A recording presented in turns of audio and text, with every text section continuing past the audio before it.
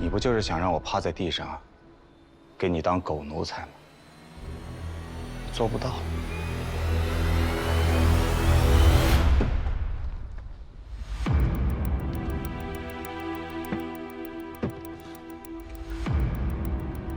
你做不到可以呀，那我也不保你的命了。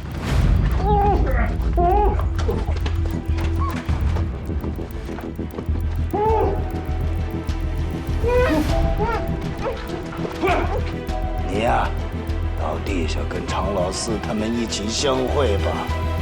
我们谈比谁？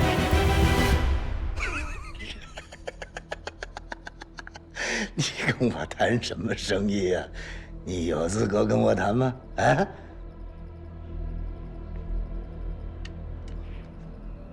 闯王宝藏，有没有兴趣？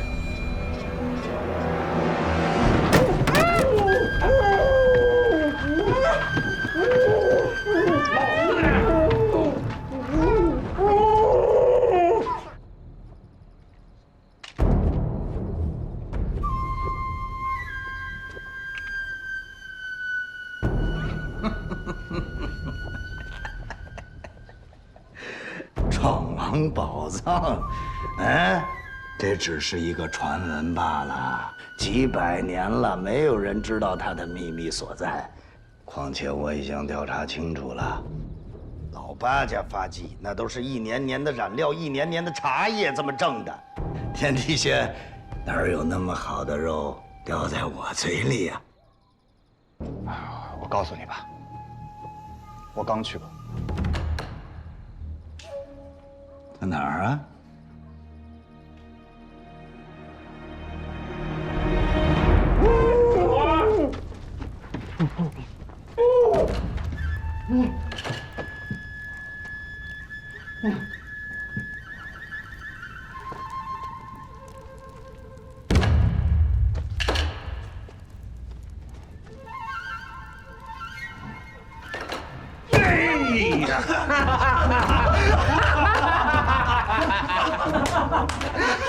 老老爷子说，人可以放了。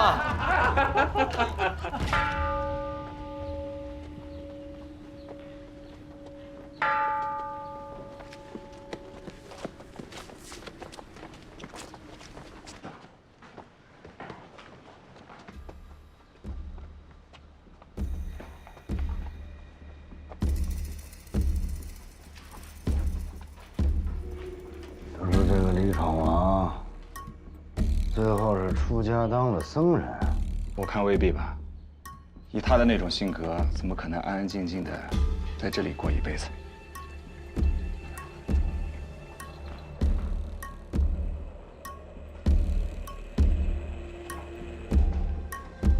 哎，师傅，我家里有场法事要做，还请您帮个忙。这边请。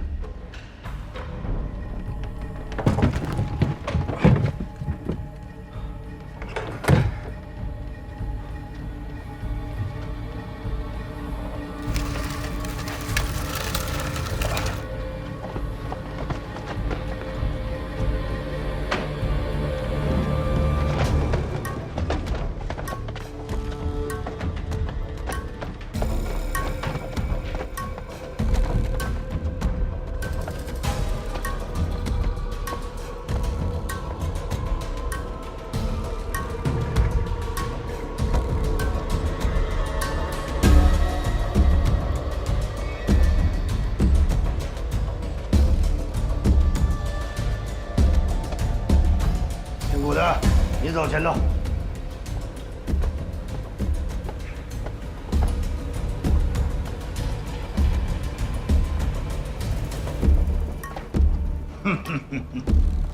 这么多死鬼，死了还守了这么一大坨宝藏，这无福消受啊，岂不可惜了？你既然明白这个道理，又何必过来和他们一起守着呢？这个人的嘴我很不喜欢，一会儿把他给我撕了。是。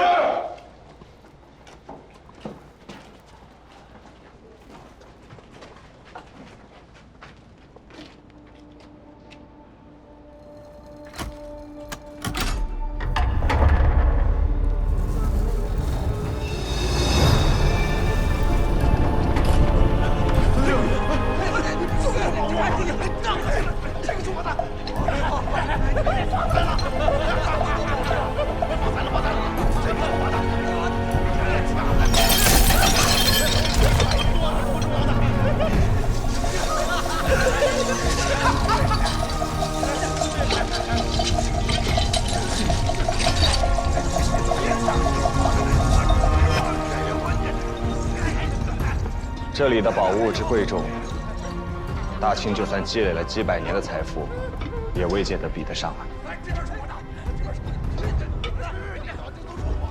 东家，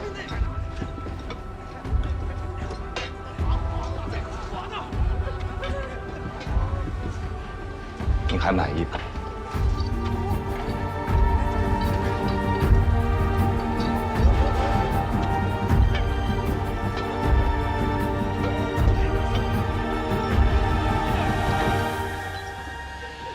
东家，老师，老师。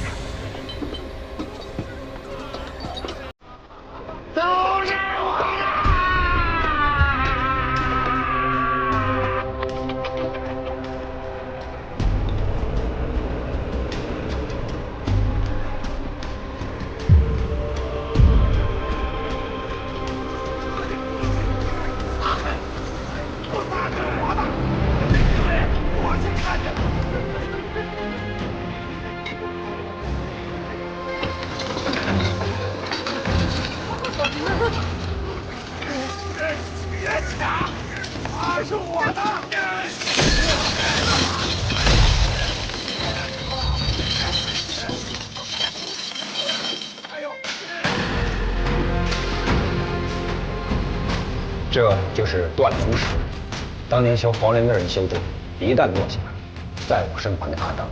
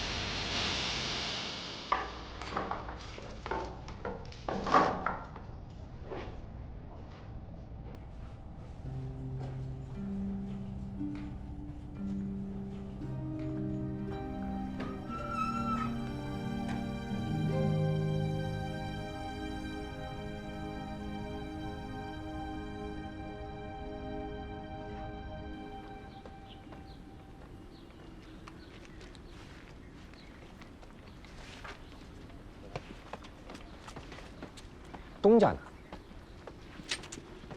给闯王看门去了。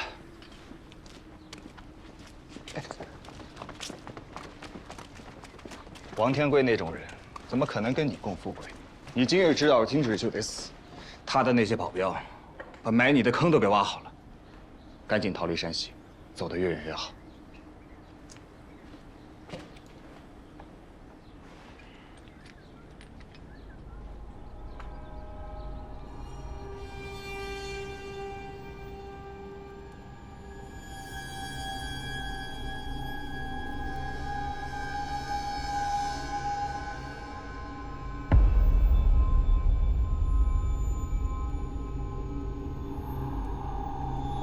老天爷，我王天贵比你有钱了，偏是我在别有用。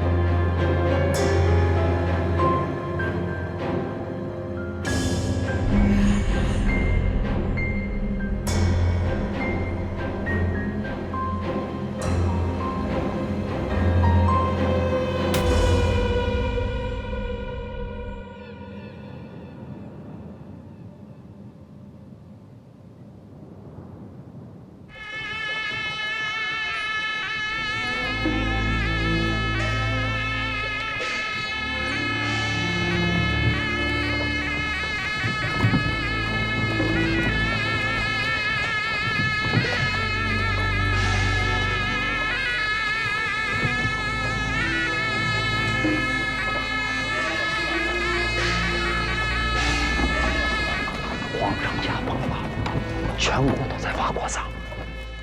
马上就新朝了，新帝大赦天下，那个时候你就是自由身了。我现在去买马，到街上走一走，应该很快旨意就到了。哎，先别冒失，再等等，我再出去看看。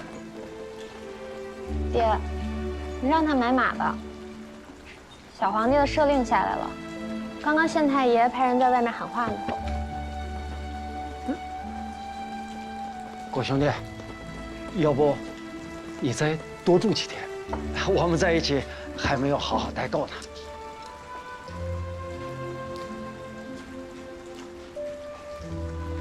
你没看古大哥已经归心似箭了？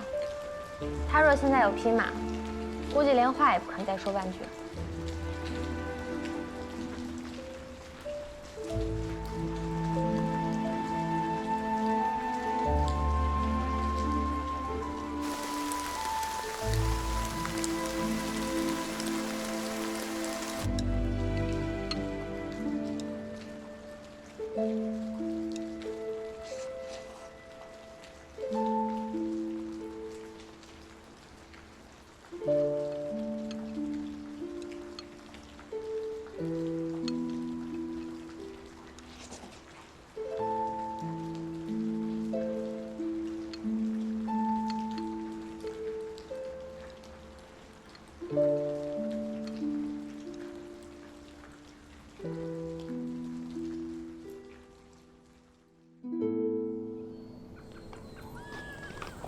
四爷，等到什么时候南方平定了，安徽光复了，你可以过来，来我们这贩卖点茶叶生意，运到北方去。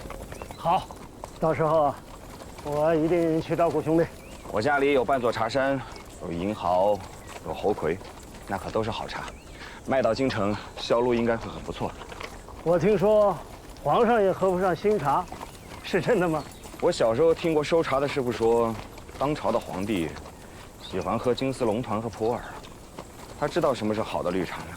等我们那儿的绿茶运到了北方，都快变陈茶了，然后拿茉莉熏一遍，香味是有了，但也失去了本味。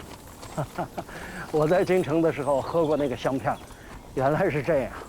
我在安徽恭候您大驾了，您家养好身体，我们争取在安徽能够重聚。一出监狱的门啊，我这两条腿都痒痒了。这1年多，我终于想明白了，我只有在路上痛快。葛兄弟，一路上多多保重。站，站。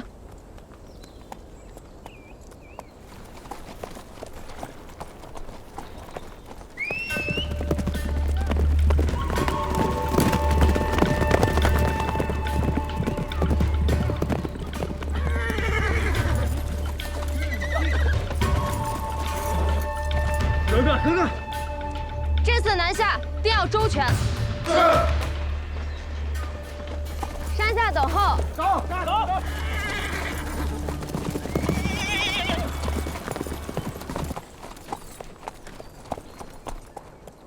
差点忘了你是哥哥了。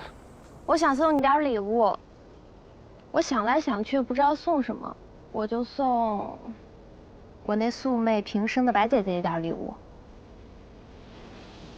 那也不用。你新婚的时候，我怕我赶不上，早点送了，心里干净。但我琢磨着，这白姐姐有了你，这世上也就不再缺什么了，何须我再送？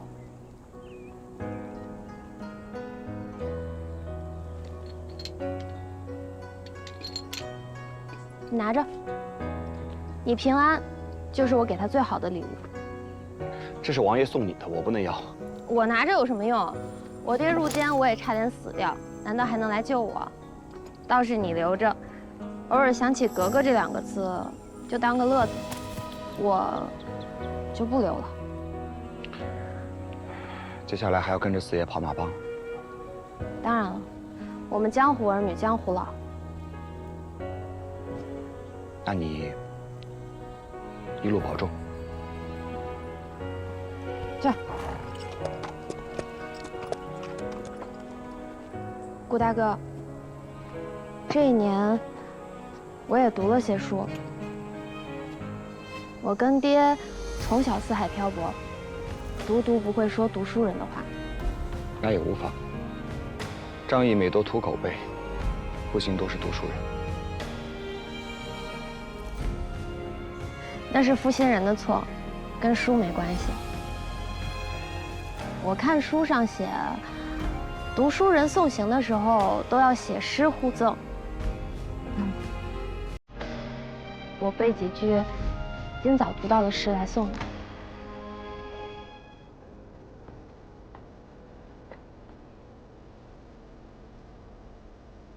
风雨如晦，鸡鸣不语。既见君府，云虎不喜。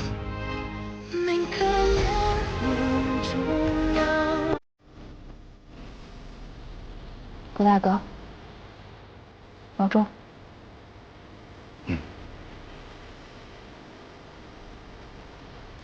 在。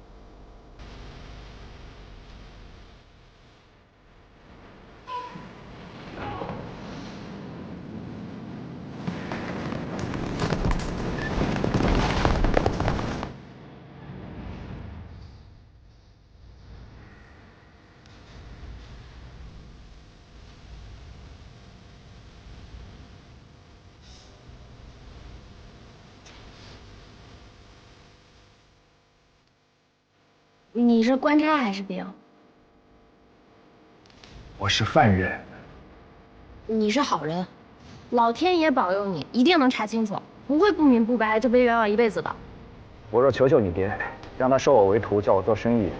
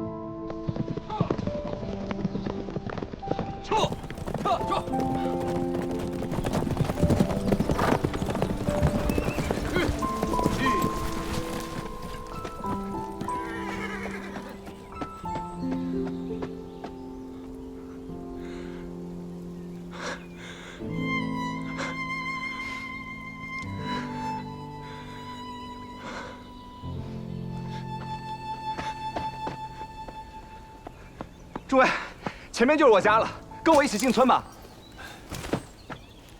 额父，我们奉命送到此处，往后的路您自己走，就此告别。哎，那怎么行啊？你们一路护送我，多有辛苦，怎么也得进去吃口饭呢。军令在身，不敢违抗，额父不必多说。那日，额父和格格重回科尔沁，小人再伺候您喝酒。走。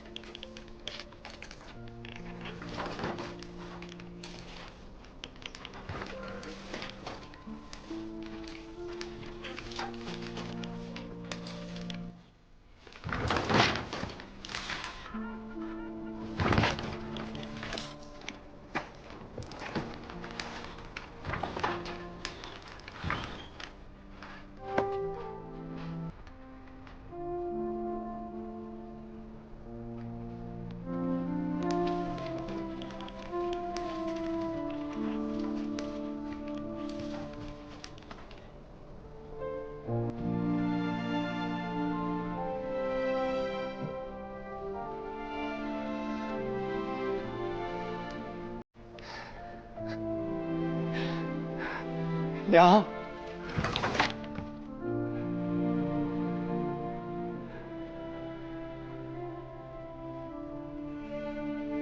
娘。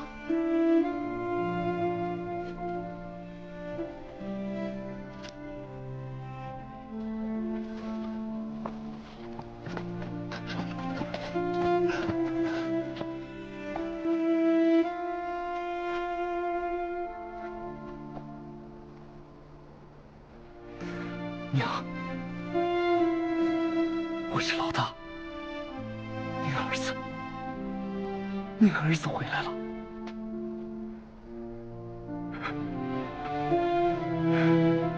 娘，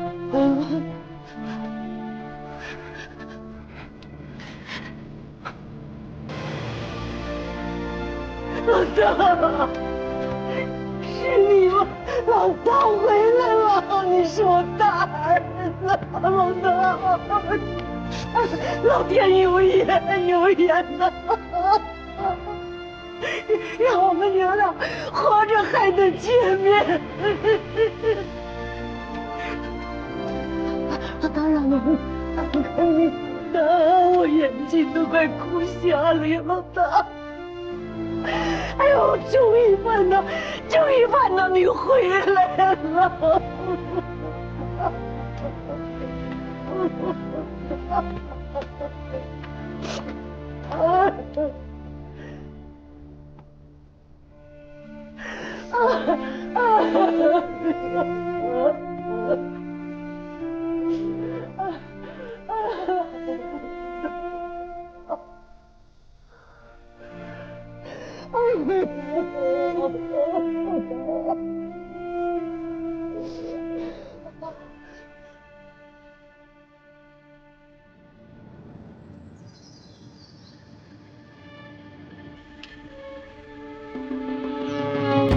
倒了8辈子霉了，什么世道？欺负的都是老百姓。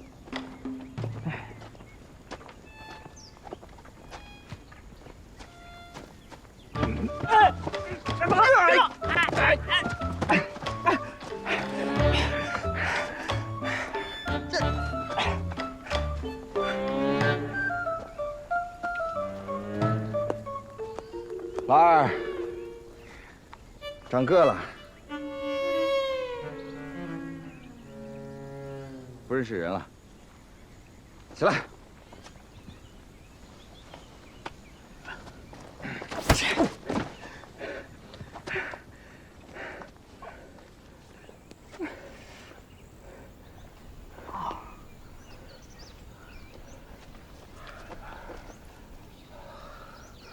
哥。你还知道叫哥，下死手啊你！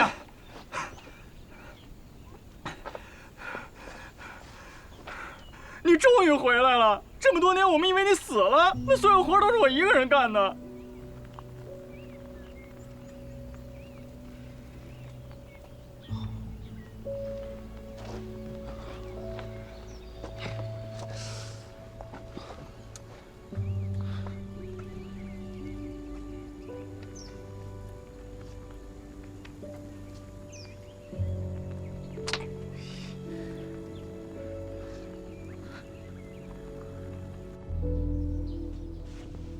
娘这眼睛啊，就是老哭，哭得太多了。你这一回来，肯定一天比一天好。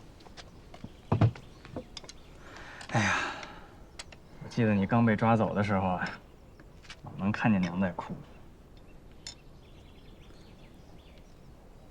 那时候白先生偶尔过来跟娘说说话，后来他腿脚也不好，也不怎么来了。我呢，还得下地干农活。家里老是没人陪着娘。我又不是小孩子，我为什么要人陪啊？就算我眼睛全瞎了，我还能纺线。哎，这是，你别看娘眼睛不好，那手纺出来的那线，那又细又精，那小姑娘都纺不出来。那白先生呢？除了腿脚不好，还有哪儿不好啊？腿脚不好，脾气也不好，老骂人。老骂我，明天我带你去看看他啊！不过我可不进去啊，省得又被他骂。他脾气不好，爱骂人，又不是只有今天。就记得小的时候啊，书一背不上来，就给他打手心，打得我2个手心都肿了。如果非要说这个世界上有一个人呢，是我一见到就腿软的，那就一定是白先生。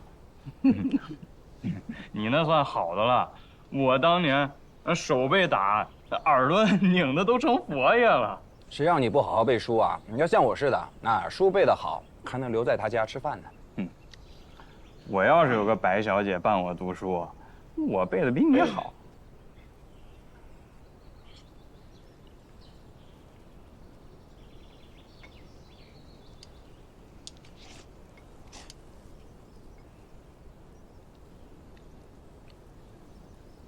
那一梅怎么样了？是不是已经嫁人了？没有。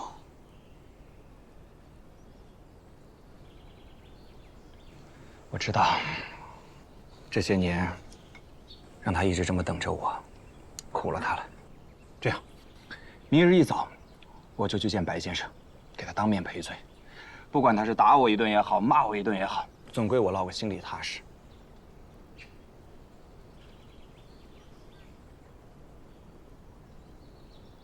哎，对了，我一路回来的时候，看到一些茶园的茶苗给烧焦了，发生什么了？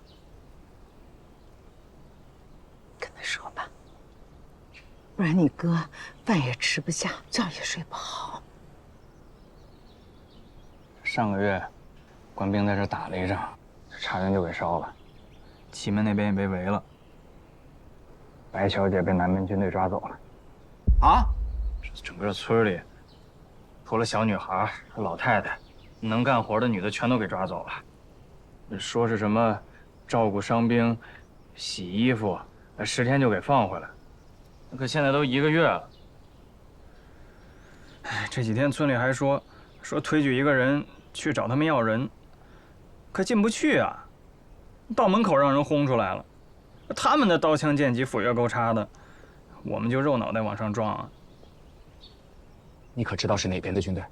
据说是从广西打过来的义军，他们那带头的将军姓李，可厉害了，还说要攻打合肥城呢。那咱们村里打算何时去要人？这不和你说了吗？进不去营门，谁敢硬闯啊？没种。一梅被抓，那白先生岂不？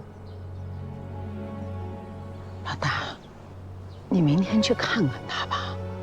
这些年都是老二给他们家送柴担水，因为生死难料，想必白先生也同我一般。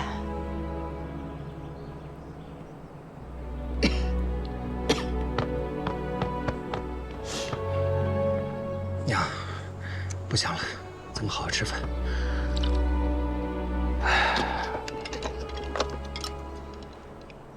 既然我这次回来了，我就不会再离开那么久。这场仗总有一天会打完的，我估计不会太久。等战争一结束，我跟老二把茶园收拾一下，我们继续卖我们的茶叶，好好的做生意，好好的生活。娘啊，别想太多，保重您的身体，咱们好日子在后头呢，别闹兵闹灾。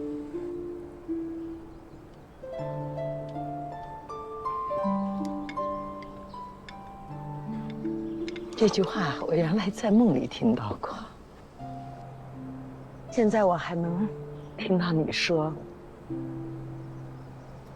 我就是马上死，我也知道了。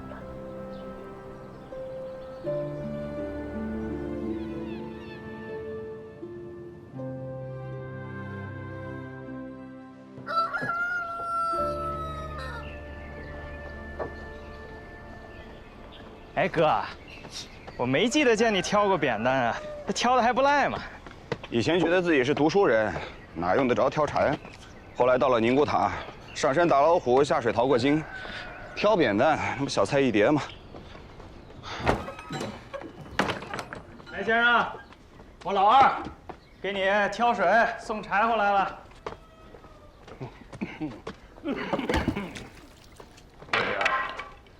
挑水就是挑水，送柴就是送柴。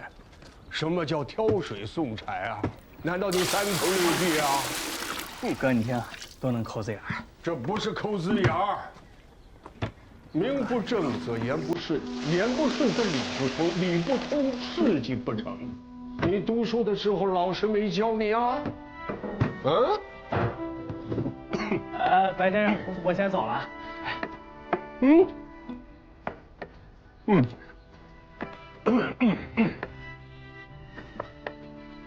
先生，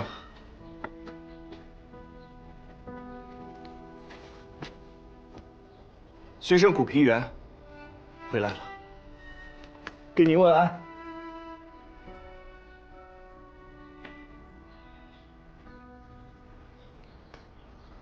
平原回来了，平原。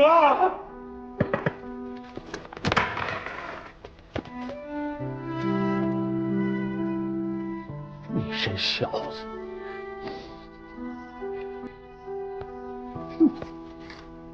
你这小子，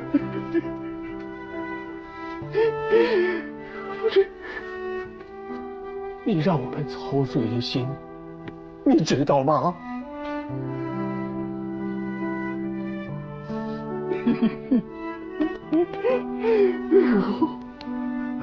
来，快起来，快起来，快起来，快起来！好好的，咱们进屋，好好说会子话。哎呀，哎呀，哎呦，快进屋，进屋！哎呀，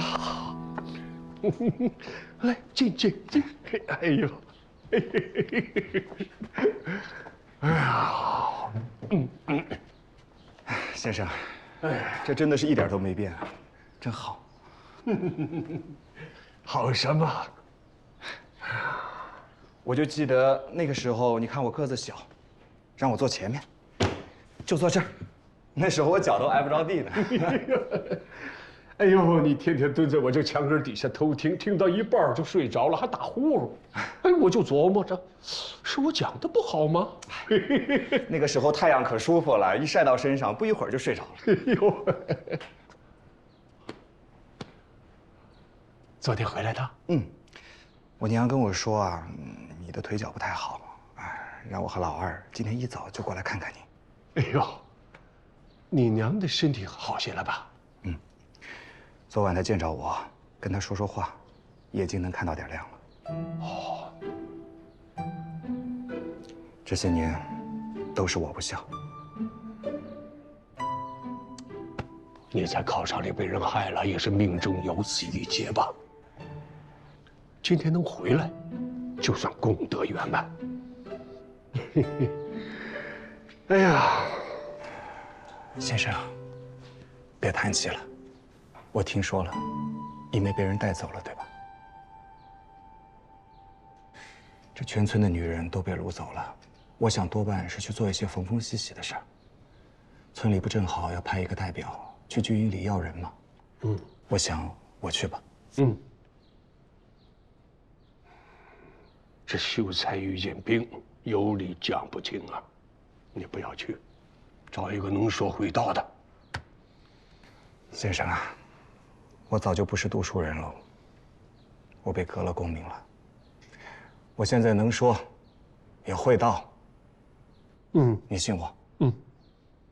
你这几年确实历练了不少。等我把一梅接回来，我会马上和她成亲。昨夜我和我娘说的是这话，今日面对先生，我一样说这话。先生，您可得好好的活着，我还得好好孝敬您啊。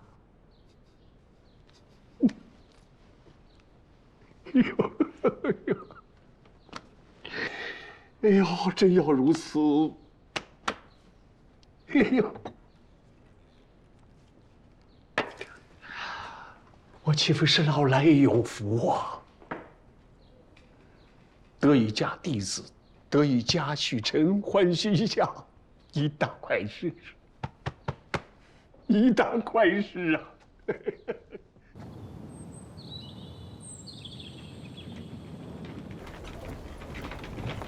哎，老二，这附近有没有卖麻绳的？麻绳家里有啊。不是，我说的是那种大的，一捆一捆粗的那种。哦，那下面几个村子都种马，去找找呗。你要买多少啊？400、500两银子的吧。400、500两银子，那是好几仓库的马呀。对呀，有吗？你不要吹牛了好不好？你找几个村子的人跟你一起搓，那搓个3年也搓不出4、500两银子的东西啊。我问你啊，你想不想跟我学着做生意啊？我想啊，可是我只会种茶。这样，从现在开始呢，我就是你老师了。你跟着我多看多听，听不懂的私下问我。记住，千万别在人前质疑我的任何决定。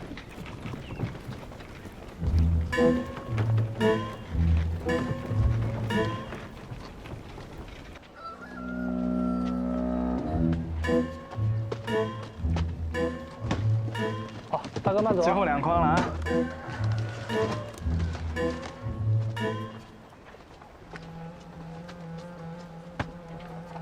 怎么样？你怎么把老黎的镜子给抢了？我买的，咱们用得着。走，卖麻绳去。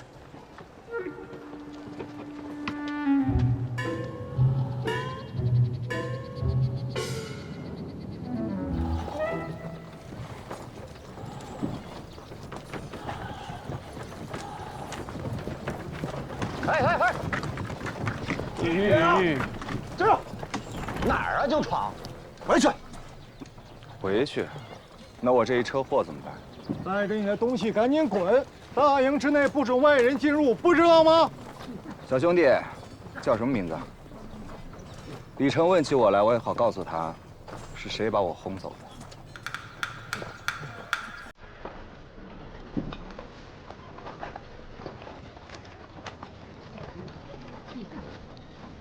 我把话说清楚了，我们怎么能让你进呢？我们将军的军令那是很严的。哎，我告诉你啊，我这一车货都很紧急，是支援你们水师用的，现在可不好买呀。不让进是吧？回去。哎呀，别！真是将军让你来的呀。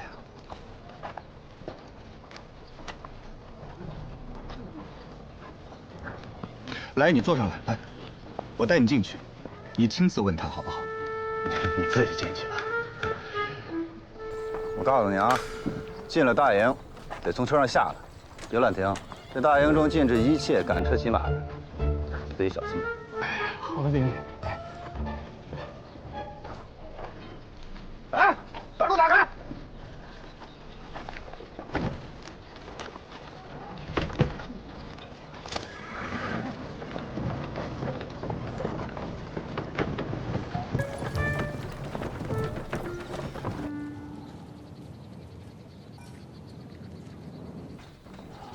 外面有2个人说要见将军，就是他们俩是吧？是，那去吧。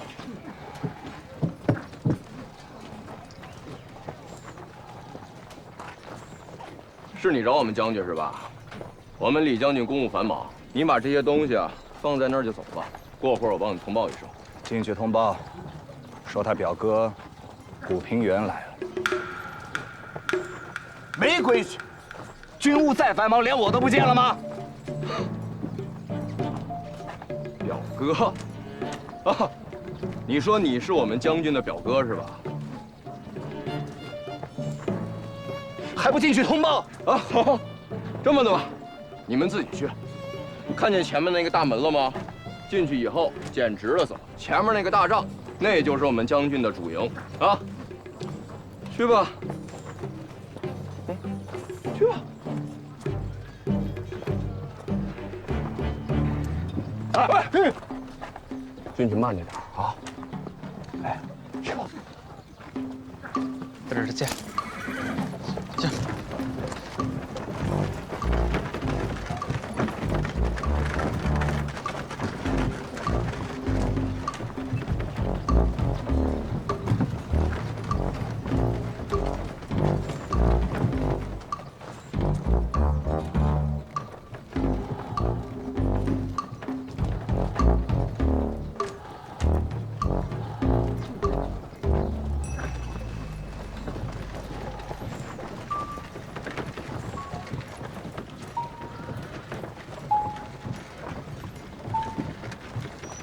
这姓李的带兵带的挺好啊。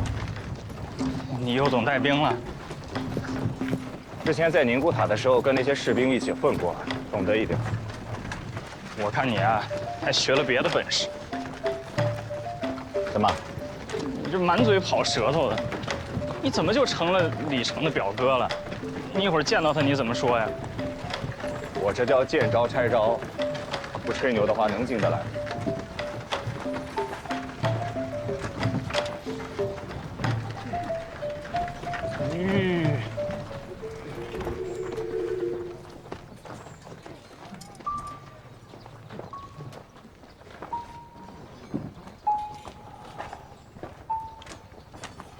李成将军在吗？古平原报进。李成将军在吗？古平原报进。李成将军在吗？你就吹吧。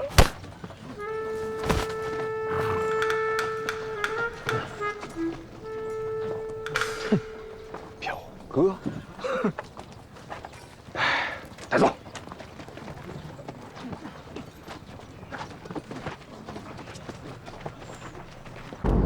咱们是不是一定要被合围啊？这朝廷的兵已经过了最难的时期，水师占据着中上游，我们现在还有机会往北打呀。若是在合肥耽搁了太长时间，以后会出大问题的。哎，大家还记不记得上次北征？别说了，一切听上面的安排。我怕他只顾自己的苏福社，不管天津。自从9000岁升天后，总觉得怪怪的。说句不好听的，我们的情况是江河日下，一天不如一天。将军，我们留在徽州一点用都没有，让我们打策应支援水师，就这点兵，支援什么水师？而且徽州地势又低，净等着朝廷的兵偷袭我们了。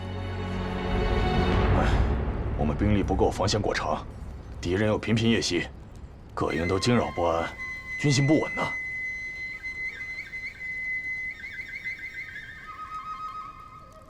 诸位都是从广西出来的老兄弟，我呢自幼跟随义军，从娃娃兵干到了主将。我清楚地记得，诸位与我都发过誓，要覆灭满清。自从跟随了天王，续发起兵，就该知道，不死不休，再无退路了。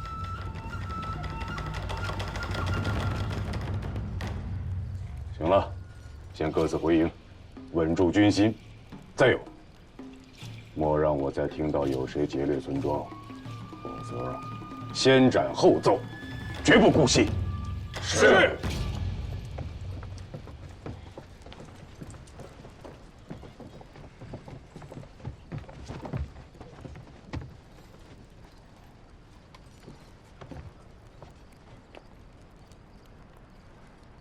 那位将军是？你当我将军半天表哥了？他是谁你都不知道啊？李将军，李将军，你说你多蠢啊！大摇大摆进我军营，你可真是天下英雄于无物啊！我只是一个小商人，为了逐利，耍点小聪明，误闯了军营。将军勿怪啊！小商人，你胡说！你到底是谁？你弟呢？你弟跟你死在这儿了，你弟。李将军治军严明，不像是滥杀无辜的人。我只是想和你谈笔生意，你放我起来好吗？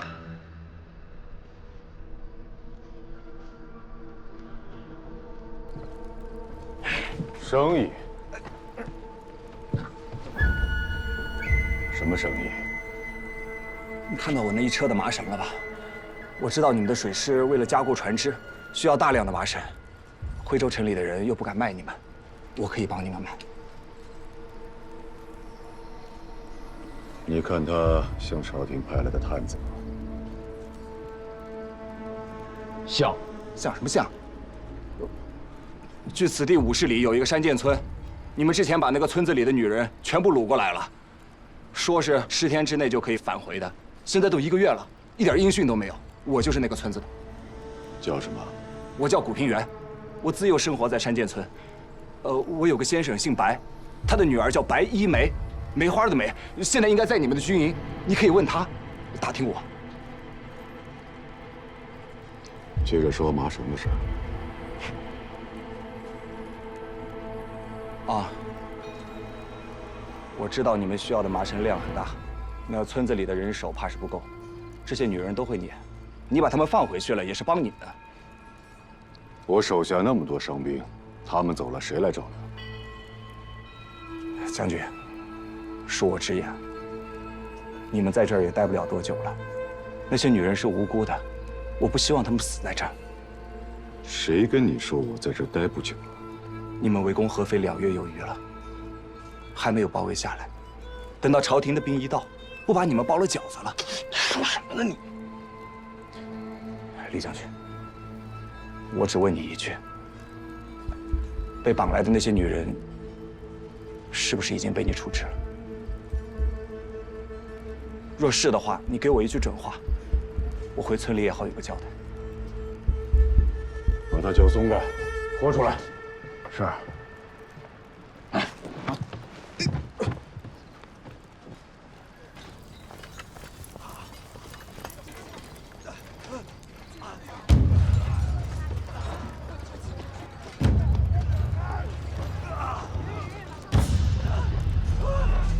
开门！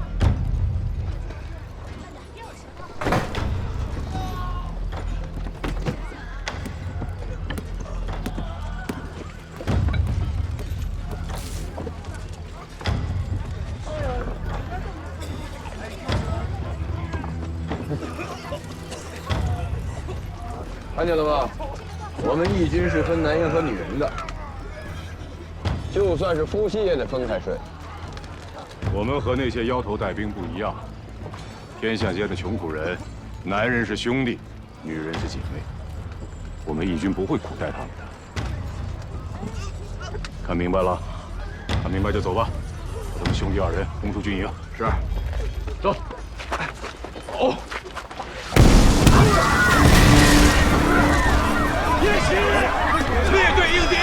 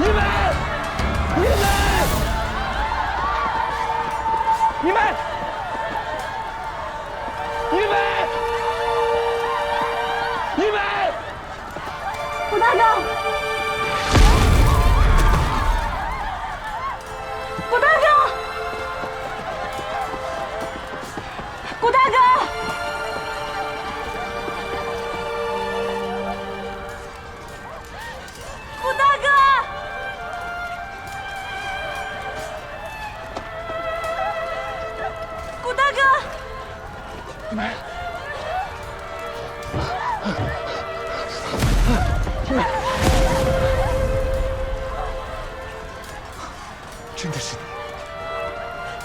有没有受伤？村子里其他女人，刚才一开炮就都散了。跟我走。他们2个中了箭伤，要隔一会儿喂下水。都这个时候了，你还……那你先帮帮我吧。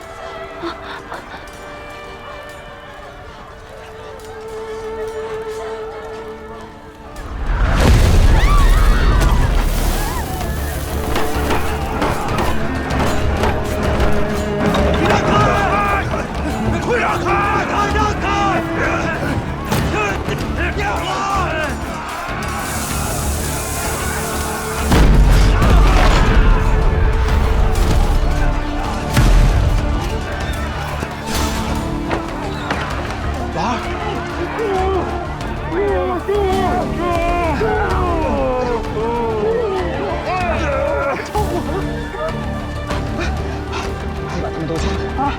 有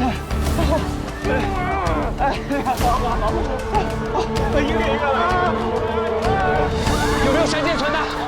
有没有山涧村的？山涧村的跟我走！有没有山涧村的？哥，一梅还在卧棚，赶紧进去。好。一梅，来不及了，快走！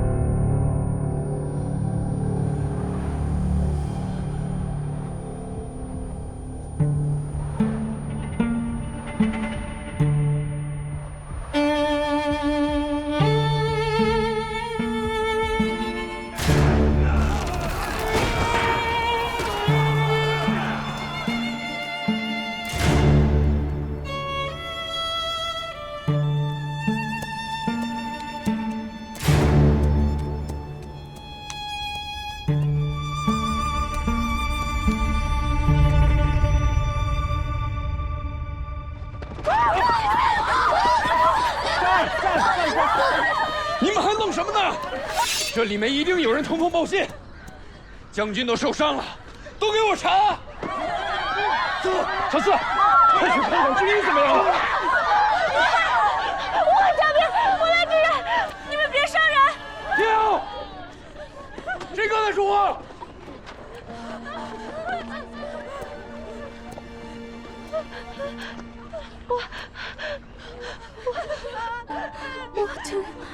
你们别伤人，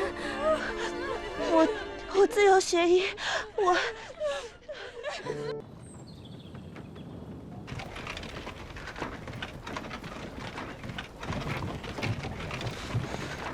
你醒了？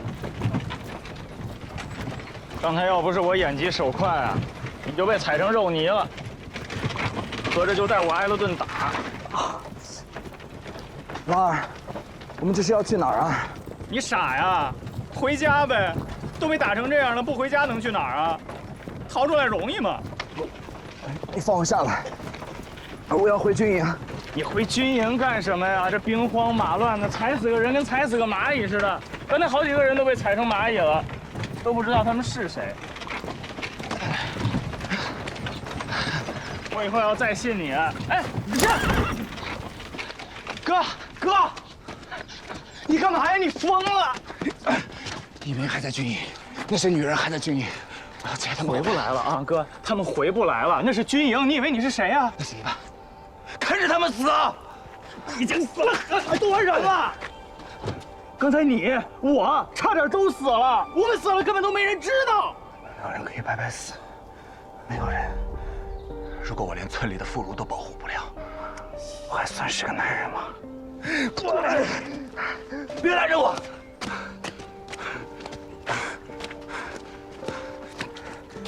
你逞什么英雄啊，古冰原？你这话说的好听啊！我顾老二虽然胆小，但是我知道孝敬咱娘啊。你走了那么多年，娘眼睛都哭瞎了。来兵的时候，娘躲在灶里吃红薯须，吃了3天3夜。我躲在房梁上，我都快饿死了。那个时候你在哪儿啊？那个时候你怎么不说这话呢？你现在回来了，你屁股没坐热你就走了，你把我们娘俩当什么了？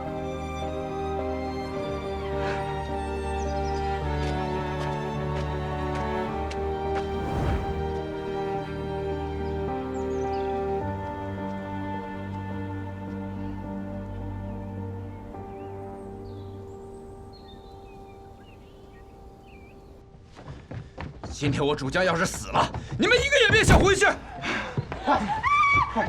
主将怎么样了？一身在流血，快救救将军！快啊！你拿块布把他脸盖上。俩老子的人没死，盖脸干什么？我害怕。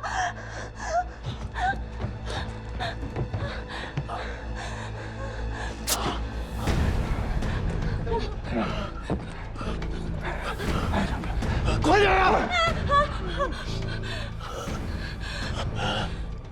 你去拿剪刀、酒、金疮药、火盆。快！哎，火盆、酒，快！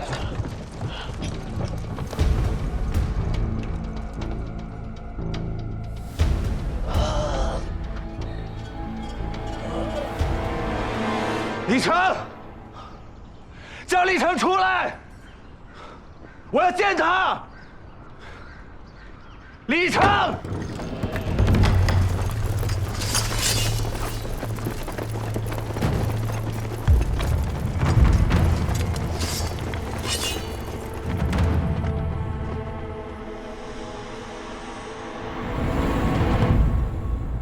将军。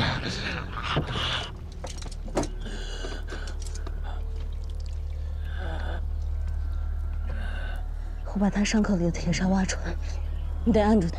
好。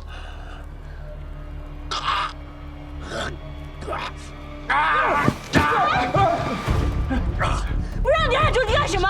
这样他伤口里的铁砂越陷越深，我挖不出来，难道你挖？来，快过来！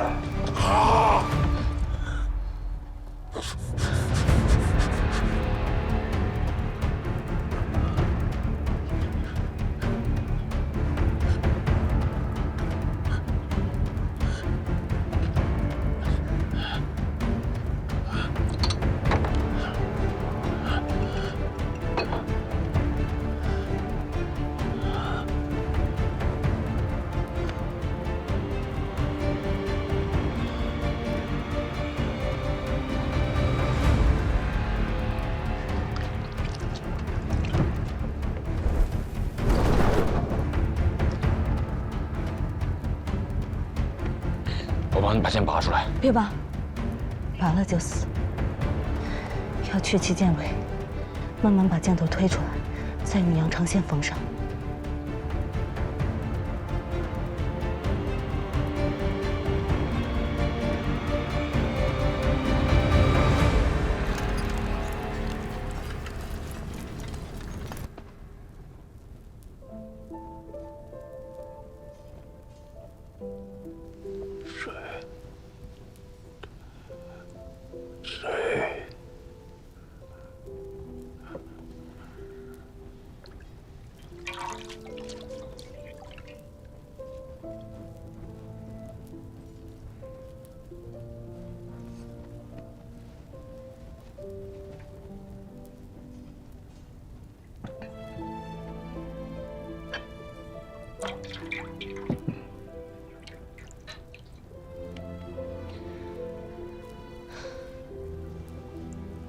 你流血太多，不能喝太多水，吸一下生气。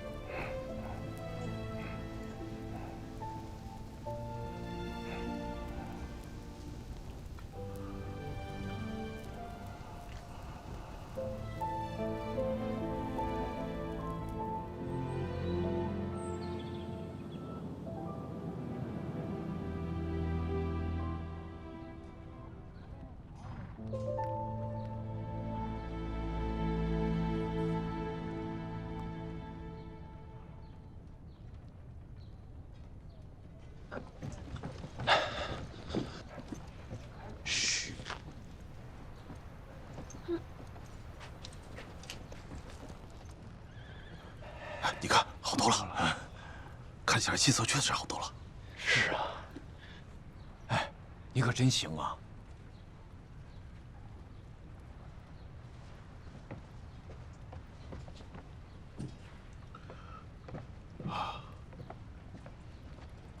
我看应该是没事了。将军接下来得吃好吃的，把身体给补起来。差不多，各把月差不多了。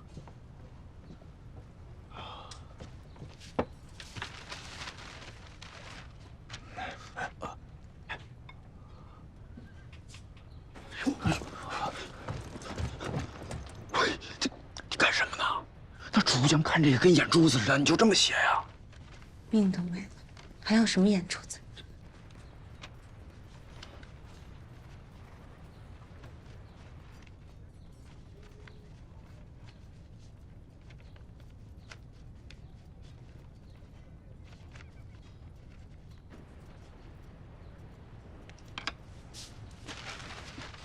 按这个方子抓药，1天一副，3天退烧，心肺也就护住了。走。他们，你们没杀人吧？你把我们当什么了？那手无寸铁的娘们儿，还用得着我们动手？放心吧，一个没动。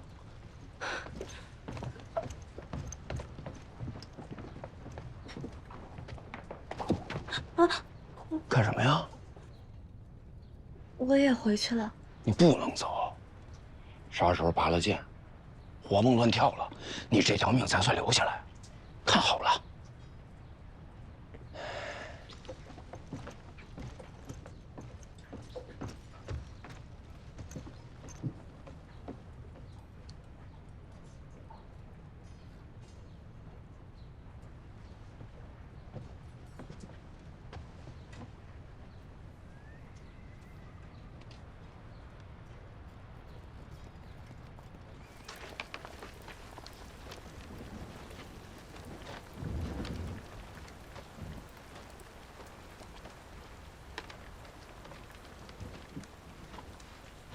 你的医术是跟谁学的？跟我爹学的。等我好了，会重重赏你们的。说说你爹吧，他是个怎样的人？我爹是个读书人，没考上功名。他说：“不为名相，便为名医。”后来就不考了，到山下当孩子王，开了间书馆，教孩子读书，也学了医术。让你爹别教书了，什么孔夫子、孟夫子，学了也没用。来我军中当个郎中算了。你读过书吗？读过书明白道理的人不会这么做。要不是你们打仗，我们茶叶卖不出去，东西运不进来，男人生怕被抓丁，茶园被烧了，全村的人哭了1天1夜，我没见谁来救。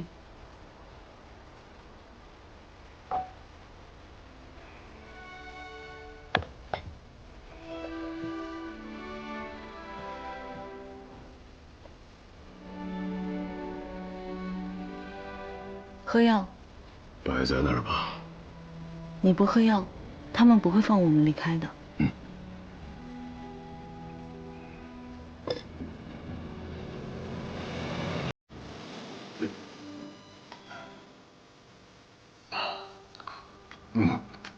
疼。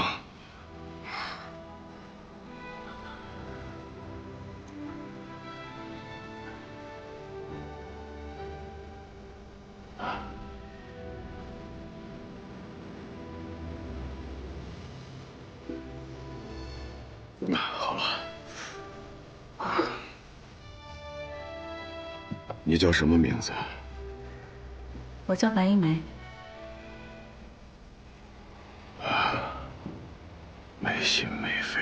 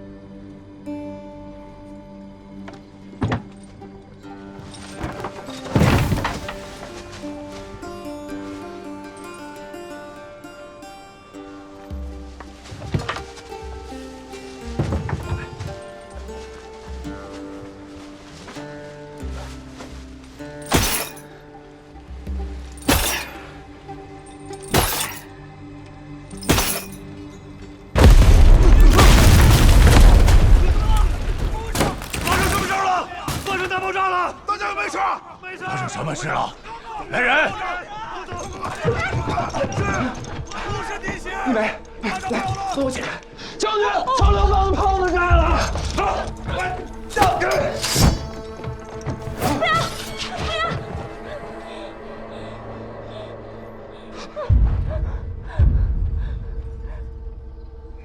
把刀收了。将军，起来说话吧。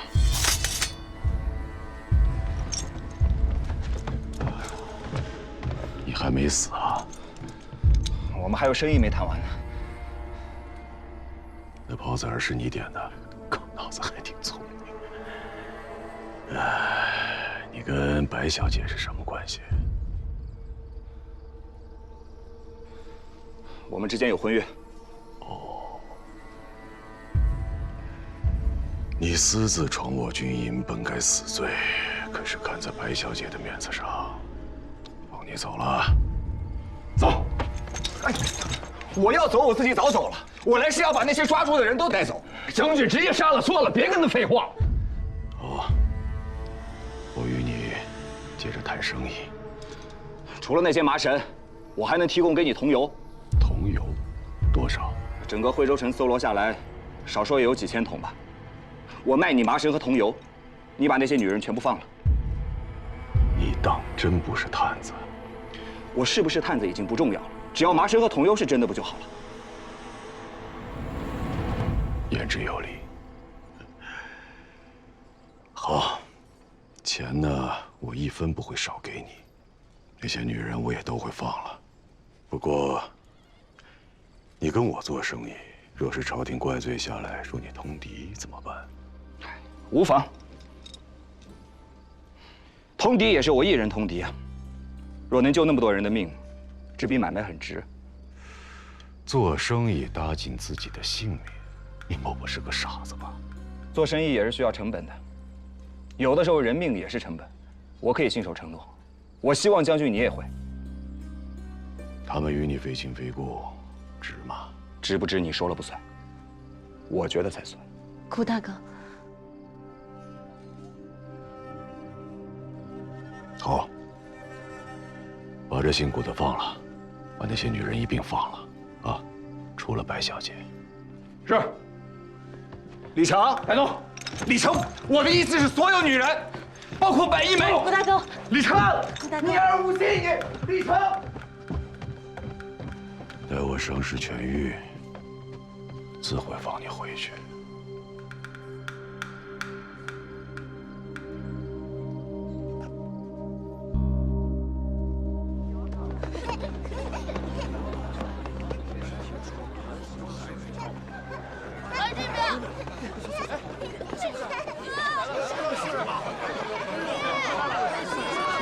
将军。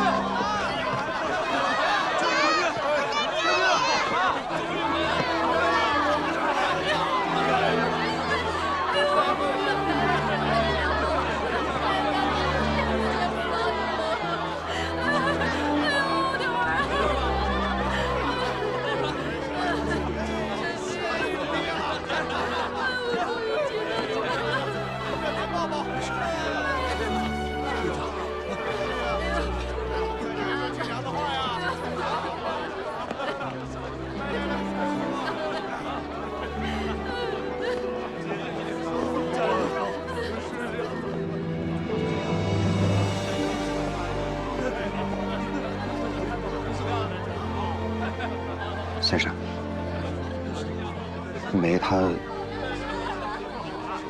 在军营替人疗伤，要过几日才能把她接回来。媳妇儿啊，媳妇儿，这是。吓死我！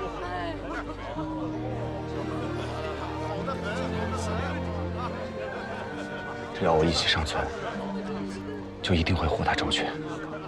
您不用太过于伤心。宁为太平犬，不做乱世人呐！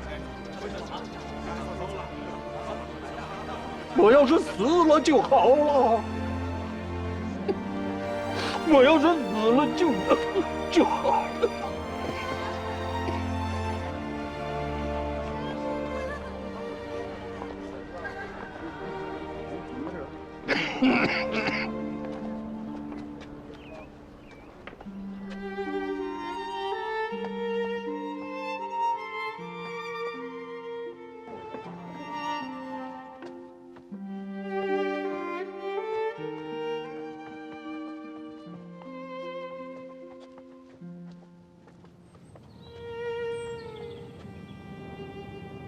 哥，你就不要生气了，好不好？你看我后来我壮着胆子我回军营去找你，你看妈把给打的。哎，哥，你千万别跟娘说咱俩吵架了啊！你要不你打我吧，你看我还不还手？你别烦我好不好？外面嚷嚷什么？是老大回来了吗？别跟娘说我去哪儿了。娘，我回来了。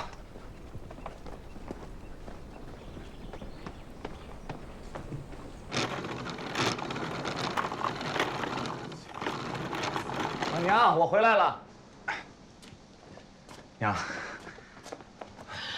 大，你总算回来了，你真的担心死我了。老二说你这几天跑到城里去做生意了，我说你刚回来，你位子还没捂热呢，哪来的生意可做啊？哦，我城里有个朋友，让我进一点麻绳啊、桐油什么的，我就想着赚到了钱，把咱们家房子也翻修一下。这兵荒马乱的，难为你有好朋友。是谁呀？你让他到家里来坐一坐啊？姓李，叫李成，那个广西人，也是刚来安徽的。他这人挺好客，所以多留了我几日。你在胡磨你！帮朋友的忙不能收钱，咱心要放正了。没哄你，我跟他合伙做生意，也没拿他什么钱。我儿子要过上好日子了，我们这个家要兴旺起来了。娘，我再跟你说个好消息啊，现在全村的女人都放回来了，但是一梅呢要多留在城里几日，她要给人治病，等她一回来，我就让她过来给您磕头。那你赶紧去告诉白先生啊！娘，我们跟白先生说过了。这几年，这个孩子跑我们家是最勤的。你看我身上的大褂，还有老二的鞋子都是他拿的。你要好好待他啊，不然我不答应。你说的哪儿话呀？我也不敢呢。你喝口水吧。对，娘，下午我和我哥还得出去一趟，我们订了200棵茶苗，得拉回来。哦，对了，时间不等人，拉回来了就得马上种上，争取在清明之前再收他一茬。想想我真的老了，我一直把你们俩当孩子，一转眼2个人就是大小伙子了。你就记着那个样吧，反正到什么时候，我跟老二在你面前都是孩子。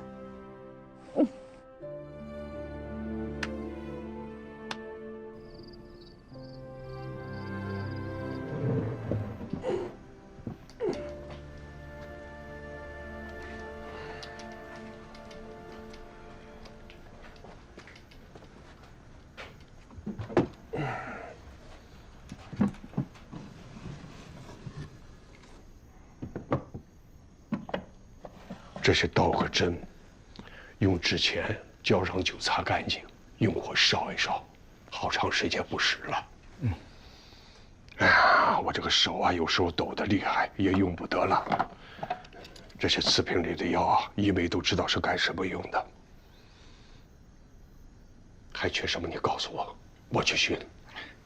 有师弟子夫妻老，您又不是没弟子的人，放心。你呀，就是变着法儿哄我。虽有家弟子，奈何无农桑啊！老师是个没用的人。陶渊明说：“误入尘网中，一去30年。”谁说非得做官才能有成就啊？